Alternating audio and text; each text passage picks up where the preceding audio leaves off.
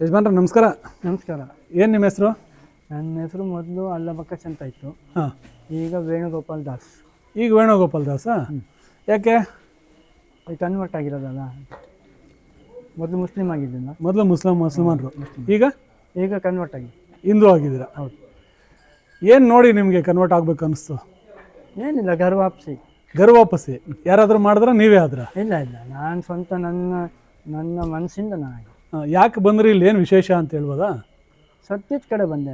ಸತ್ಯದ ಕಡೆ ಇನ್ನೂ ಏನು ವಿಶೇಷ ಕಾಣಿಸ್ತು ನಿಮಗೆ ಇಲ್ಲಿ ಈ ಧರ್ಮದಲ್ಲಿ? ಸನಾತನದಲ್ಲಿ ಪ್ರೀತಿ ಪ್ರೇಮಕ್ಕೆ ಗೌರವ ಇದೆ. ಹಾಂ, ಅಲ್ಲಿ ಅಲ್ಲ. ಇಲ್ವಾ? ಅಲ್ಲಿ ಬರೀ ಟೆರರಿಸ್ಟ್. ಹಾಂ, ಅಲ್ಲ ಅವರು ಇಸ್ಲಾಂ ಅಂದರೆ ಶಾಂತಿ ಅಂತ ಹೇಳ್ತಾರೆ. ಎಲ್ಲಿ ಶಾಂತಿ ಇದೆ? ಹಾಂ, ಇಸ್ಲಾಮಿಕ್ ರಾಷ್ಟ್ರಗಳೆಲ್ಲ ನೋಡ್ತಾ ಇದ್ದೀರಲ್ಲ ನೀವೇ. ಹಾಂ, ಯಾವ ರೀತಿ ಇದೆ? ನಮ್ಮ ರಾಷ್ಟ್ರ ಹೆಂಗಿದೆ?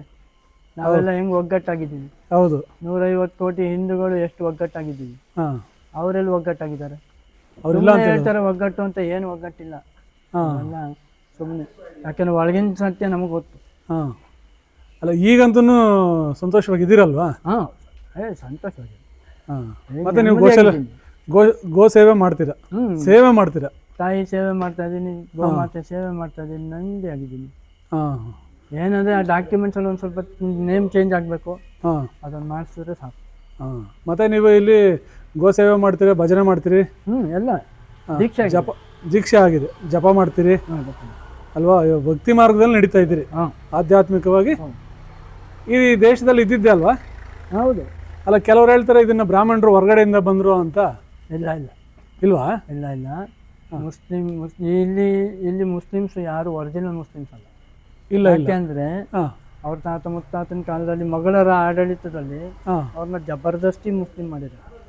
ಈಗ ಅವ್ರು ನೋಡಿದ್ರೆ ಇವರು ಪಾಕಿಸ್ತಾನದವ್ರಕಿಂತ ಹೆಚ್ಚಿಗೆ ಇಲ್ಲಿನ ಜನ ಕೆಲವ್ರಿಗೆ ಆಡ್ತಾರೆ. ಆದರೆ ಯಾಕೆಂದರೆ ಅವ್ರಿಗೆ ಗೊತ್ತಿಲ್ಲ, ಸತ್ಯ ಗೊತ್ತಿಲ್ಲ. ಅವ್ರಿಗೆ ಯಾರಿಗೂ ಸತ್ಯ ಗೊತ್ತಿಲ್ಲ. ನನ್ನ ವಂಶಸ್ಥರು ಎಲ್ಲಿಂದ ಬಂದರು, ಬೇರೆ ಎಲ್ಲಿಂದ ಅಂತ ಅವ್ರಿಗೆ ಗೊತ್ತಿಲ್ಲ. ಬೇರೆ ಗೊತ್ತಿಲ್ಲ. ಬರೀ ಅವ್ರು ಎಲೆ ಮಾತ್ರ ನೋಡ್ತಾರೆ. ಇವತ್ತು ಬೇರೆ ಇರೋದು ಹಿಂದುತ್ವ ಇಲ್ಲಿ. ಯಾಕೆಂದರೆ ಇಸ್ಲಾಂ ಬಂದು 2,500 ವರ್ಷ ಆಯಿತು. ಕ್ರಿಶ್ಚಿಯಾನಿಟಿ ಬಂದು 3,000 ರಿಂದ 4,000 ವರ್ಷ ಆಯಿತು. ಆದರೆ ನಮ್ಮ ಸತ್ಯ ಸನಾತನ ಧರ್ಮ ಯುಗಾಂತರದಲ್ಲಿ, ಸತ್ಯಯುಗದಲ್ಲೂ ಇತ್ತು, ತ್ರೇತಾಯುಗದಲ್ಲೂ ಇತ್ತು, ದ್ವಾಪರ ಯುಗದಲ್ಲೂ ಇತ್ತು, ಕಲಿಯುಗದಲ್ಲೂ ಇದೆ, ಮುಂದಕ್ಕೂ ಇರುತ್ತೆ. ಅಂದರೆ ನೀವು ಇಷ್ಟೆಲ್ಲ ಮಾತಾಡ್ತೀವಿ ಅಂದರೆ ಸನಾತನ ಧರ್ಮದ ಬಗ್ಗೆ ತುಂಬ ಚೆನ್ನಾಗಿ ಆಳವಾಗಿ ಅಧ್ಯಯನ ಮಾಡಿದಂಗಿದ್ದೀರಾ. ಹೌದು.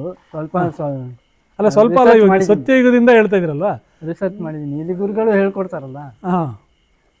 ಇದು ನಾನು ಇದಕ್ಕೆಲ್ಲ ಹೋಗ್ತೀನಿ. ನಾನು ಇಸ್ಕಾನ್ ಇದಕ್ಕೆ ಹೋಗ್ತೀರಾ? ಆಮೇಲೆ ಇವ್ರ ಜೊತೆ ಎಲ್ಲ ಸಾಧು ಸಂತರ ಜೊತೆ ಎಲ್ಲ ಇರ್ತೀನಲ್ಲ. ಆದರೆ ಇವಾಗ ನಿಮ್ದು ಯಾವುದು ಬೇರೆ ಯಾರ್ದು ವಿರೋಧ ಇಲ್ಲ? ನೀವು ಯಾರು ಕನ್ವರ್ಟ್ ಆಗಿರೋದಕ್ಕೆ ಬೇಕಾದಷ್ಟೇ ವಿರೋಧ ಬಂತು, ಆದರೆ ನಾನು ಕೇರ್ ಮಾಡಿಲ್ಲ. ಯಾಕೆ ವಿರೋಧ ಮಾಡಬೇಕು? ಸತ್ಯಕ್ಕೆ ವಿರೋಧ ಮಾಡೋರು ಅವ್ರ ಮನುಷ್ಯನೇ ಅಲ್ಲ. ಸತ್ಯಕ್ಕೆ ಯಾಕೆ ವಿರೋಧ ಮಾಡಬೇಕು? ಈ ದೇಶದಲ್ಲಿ ಸಂವಿಧಾನ ಹಕ್ಕು ಕೊಟ್ಟಿದೆ, ಯಾರು ಯಾವುದ್ರಲ್ಲಿ ಇರ್ಬೋದು ಅಂತ. Right to live. ನನ್ನ ಇಷ್ಟ ಬಂದಂಗೆ ನಾನು ಬದುಕ್ಬೋದು. ಏನು ಓದಿದ್ದೀರಾ? ನಾನು CA ಮಾಡಿದ್ದೀನಿ. CA ಮಾಡಿದ್ದೀರಾ? CA ಮಾಡಿ ಗೋಶಾಲೆಯಲ್ಲಿ ಗೋ ಸೇವೆ ಮಾಡ್ತಾ ಇದ್ದೀರಾ? ಇದಕ್ಕಿಂತ ದೊಡ್ಡ CA ಯಾವುದೂ ಇಲ್ಲ. ಅಲ್ಲ, ಯಾಕಂದರೆ CA ಮಾಡಿದ್ರೆ ಇವಾಗ ನಿಮಗಿದ್ದಷ್ಟು ಅನುಭವ ಇದ್ದರೆ ಸ್ಯಾಲ್ರಿ ಸಂಪಾದನೆ ಎಷ್ಟೋ ಮಾಡ್ಬೋದು. ಸಂಪಾದನೆಗಿಂತ ಸತ್ಯ ಮುಖ್ಯ. ಮತ್ತು ನೀವು ಗೋಶಾಲೆಯಲ್ಲಿ ಸೇವೆ ಮಾಡ್ತೀರಾ? ಏನಾದ್ರೂ ಸಂಬಳ ಅಂಥದ್ದು ಏನನ್ನ ತಗೊಂತೀರಾ, ಇಲ್ಲ ಪೂರ್ತಿ ಫ್ರೀನಾಗೆ ಮಾಡ್ತೀರಾ? ಸೇವೆ ಮಾಡ್ತೀರಾ. ಎಲ್ಲ ನಮ್ಮ ರೈತರಿಗೆ ಏನು ಹೇಳಕ್ಕೆ ಇಷ್ಟಪಡ್ತೀರಾ ಹೇಳ್ರಿ? ನಮ್ಮ ಗೋವು ಬಗ್ಗೆ ರೈತರಿಗೆ ನಾನು ಹೇಳ್ತೀನಿ, ಮನೆಯಲ್ಲೂ ಗೋ ಸಾಕಿ ಅಂತೀನಿ. ನಮ್ಮ ಮನೆಯಲ್ಲೂ ದೇಸಿ ಹಸುಗಳನ್ನ ಸಾಕಿ, ದೇಸಿ ಹಸುಗಳನ್ನ ಉಳಿಸಿ, ಗೋಮಾತೆನ ಉಳಿಸಿದ್ರೆ ಪ್ರಕೃತಿಗೂ ಒಂದು ಎಕೋಸಿಸ್ಟಮ್ ಮೇಂಟೈನ್ ಆಗುತ್ತೆ. ಎಕೋಸಿಸ್ಟಮ್ ಅಂದರೆ ಕೆಲವ್ರಿಗೆ ಅರ್ಥ ಆಗುತ್ತೆ, ಕೆಲವ್ರು ಅರ್ಥ ಆಗುತ್ತೆ. ಎಕೋಸಿಸ್ಟಮ್ ಅಂದರೆ ಈಗ ನೋಡಿ, ಈಗ ಕೆಮಿಕಲ್ ಹಾಕಿ ನಮ್ಮ ನೆಲದಲ್ಲಿ ಫಲವತ್ತತೆ ಇಲ್ಲ. ಆ ಫಲವತ್ತತೆ ಬರಬೇಕು ಅಂದರೆ ಕೊಟ್ಟಿಗೆ ಗೊಬ್ಬರ ಹಾಕಬೇಕು. ಮೊದಲು ಕೊಟ್ಟಿಗೆ ಗೊಬ್ಬರದಲ್ಲಿ ಯೂಸ್ ಮಾಡ್ತಿದ್ರು, ಆವಾಗ ಫಲವತ್ತತೆ ಇತ್ತು. 2 ಬೆಳೆಯಲ್ಲಿ ಕೊಡೋದನ್ನು ಒಂದೇ ಬೆಳೆಯಲ್ಲಿ ಕೊಡ್ತಾಯಿದ್ರು. ಈಗ ಆಗಲ್ಲ, 2 ಬೆಳೆ 3 ಬೆಳೆ ತೆಗಿತಾರೆ, ಆದರೆ ಏನು ಪ್ರಯೋಜನ ಇಲ್ಲ. ಹಿಂದೆ ಹೇಳ್ತಾ ಇದ್ದು ಇಳುವರಿ ಕಮ್ಮಿ, ಈಗ ಹೈಬ್ರಿಡ್ ಬಂದ್ಮೇಲೆ ಇಳುವರಿ ಹೆಚ್ಚಿಗೆ ಅಂತ ಹೇಳೋದು ಕೆಲವರು. ಇಲ್ಲ, ಹೈಬ್ರಿಡ್ ಅಂದ್ರೇನು? ಕೆಮಿಕಲಿಂದ ನೀವು ಇಂಜೆಕ್ಷನ್ ಕೊಡ್ತೀರಾ, ಅದು ಹೈಬ್ರಿಡ್ ಆಗುತ್ತೆ. ಇಂಜೆಕ್ಷನ್ ಕೊಡದೇನೆ ಬೆಳೆ ತೆಗೀರಿ. ಹೇಗೆ? ನೇಗಿಲು ಹೊತ್ತ ರೈತ ಅನ್ನೋದು ಯಾತಕ್ಕೆ? ನೇಗಿಲಿನಿಂದ ಉಳುಮೆ ಮಾಡಿ, ಆವಾಗ ತಾನೇ ಅದಕ್ಕೆ ನೋಡಿ, ಭೂಮಿ ತಾಯಿಗೆ ಎಷ್ಟು ನಾವು ಬೆವರು ಸುರಿಸ್ತೀವೋ ಹಾಂ ಅಷ್ಟೇ ಅವಳು ಫಲ ಕೊಡ್ತಾಳೆ. ಹಾಂ. ಅದು ಅಂದರೆ ನೀವು ತುಂಬ ವಿಚಾರ ತಿಳ್ಕೊಂಡಿದ್ರಿ, ವಿಚಾರವಂತರಿದ್ದೀರಿ. ನಿಮ್ಮನ್ನು ನೋಡಿದಾಗ ಹಂಗೆ ಅನ್ಸಲ್ಲ. ನಿಮ್ಮನ್ನು ಒಳಗಡೆ ಮಾತಾಡ್ಸಿದ್ರೆ ನೀವು ಒಳ್ಳೆ ವಿಚಾರ ಇಟ್ಕೊಂಡಿದ್ದೀರ. ಹಾಂ, ಒಳ್ಳೆ ಜ್ಞಾನ ಇದೆ ನಿಮಗೆ. ನಮ್ಮ ಗುರುಗಳ ಆಶೀರ್ವಾದ. ಹಾಂ. ಗೋವು ಬಗ್ಗೆ ಇನ್ನೇನು ಹೇಳ್ತೀರಾ? ಗೋಮಾತೆ ಉಳಿಸ್ಬೇಕು. ಹಾಂ. ಗೋವು ಉಳಿಸಿ ದನ ಉಳಿಸಿ. ಹಾಂ ಯಾಕೆಂದರೆ ಗೋಮಾತೆ ಉಳಿದ್ರೇ ನಾವು ನಮ್ಮ ಉಳಿಗಾಲ. ಹಾಂ.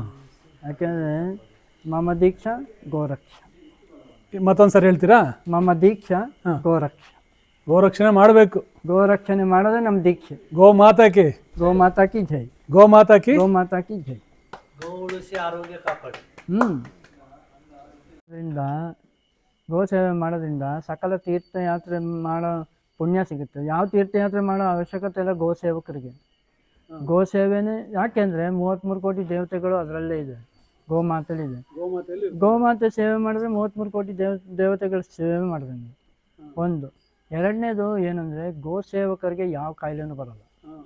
ಯಾಕೆಂದರೆ ಗೋಮೂತ್ರದಲ್ಲಿ ಎಲ್ಲ ಕೆಮಿಕಲ್ಸ್ನು ಓಡಿಸೋ ಶಕ್ತಿ ಇದೆ. ಮತ್ತು ಗೋಮಯ ವಸತೆ ಲಕ್ಷ್ಮಿ. ಗೋಮಯದಲ್ಲಿ ಲಕ್ಷ್ಮಿ ಇದ್ದಾನೆ. ಮತ್ತು ಗೋಮೂತ್ರದಲ್ಲಿ ಕ್ಯಾನ್ಸರ್ನ ಓಡಿಸೋ ಶಕ್ತಿ ಇದೆ.